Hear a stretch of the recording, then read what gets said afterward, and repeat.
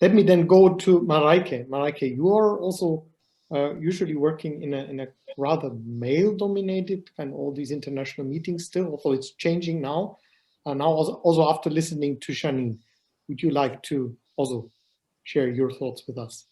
Yes, thank you very much. Well, I think both Taryn's experience on the community energy project, I'd be very curious to hear more about that. And Janine's work, very informative. I think analyzing these things and giving tips and hints is extremely helpful. In the work that I'm doing, and I see, Stefan, you asked me to talk about the avant-garde space for climate protection as it relates to local governments. It's a bit of a challenging one because gender is essentially not yet embedded in the work of our local governments on a daily basis, I would say. What we're looking for is also giving more guidance and constructive hints and tips, and we'd welcome anybody who'd share anything that you already have that we can pull into our work.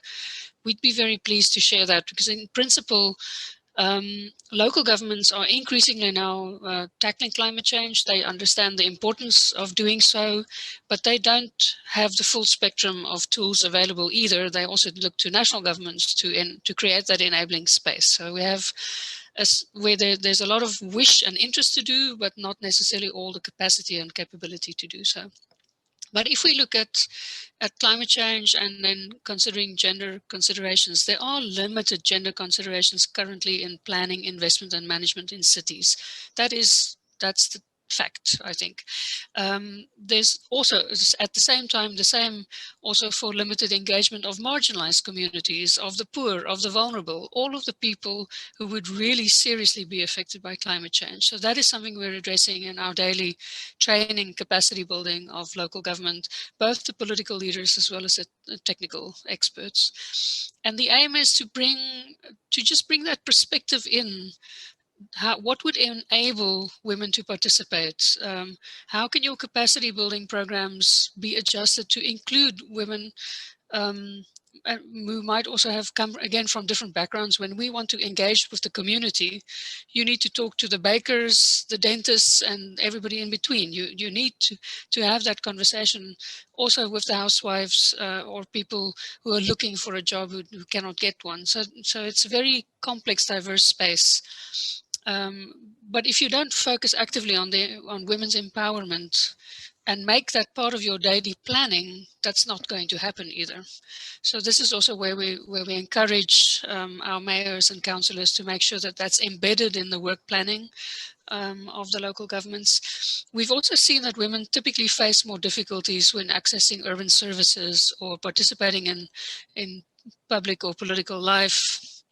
And that again, you need to actively address. If you just leave it, it's not going to change by itself. So focusing urban planning, I think, is one space where we, again, a typically male-dominated space is an area where we can definitely involve citizens, people who live in a city, in a district, make sure that they're part of the conversation. And again, listening to the different and unique needs of women, men, children, the elder, the disabled, and so on. The work we do is pretty much rolled out through our Green Climate Cities program. So that's our global climate impact program. And secondly, we have a very interesting space specifically looking at renewable energy through the 100% Renewables Cities and Regions Network.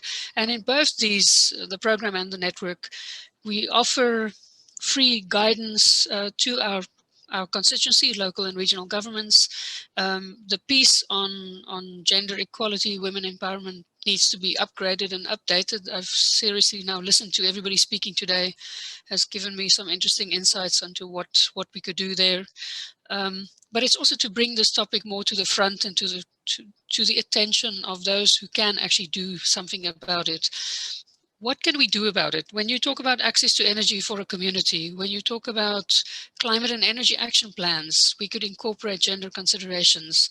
When we're designing solutions which are context specific for a particular city or a town or a rural area, make sure that those solutions are gender sensitive and inclusive and that they strive for gender parity.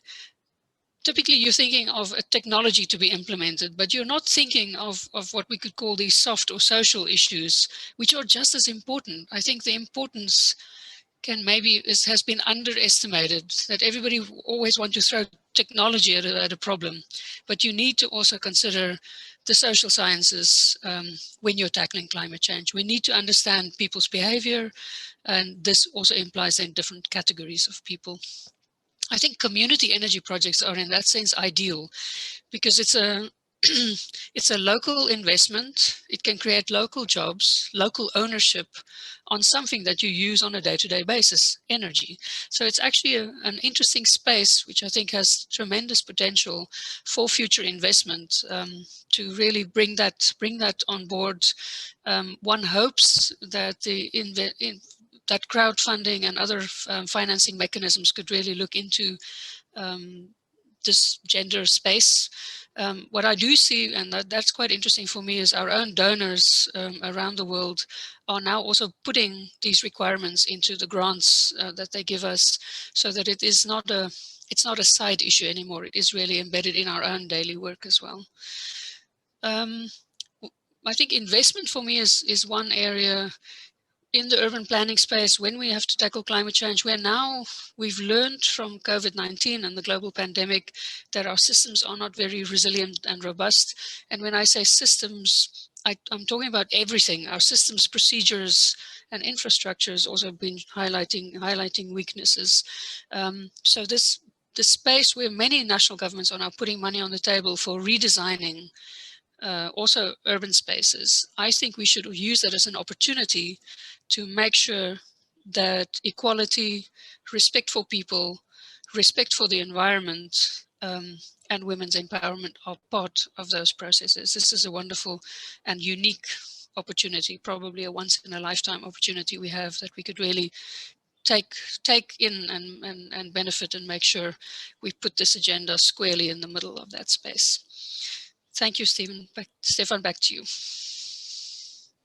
Thanks a lot, Maryke. And I'm trying to understand when listening to you what the message that I get is that what we need is actually kind of cultural change, which means more inclusion, more respect, and less competition, which it seems anyway we need when we look at this huge transformation that we need to cope with climate change and the energy system, the transformation.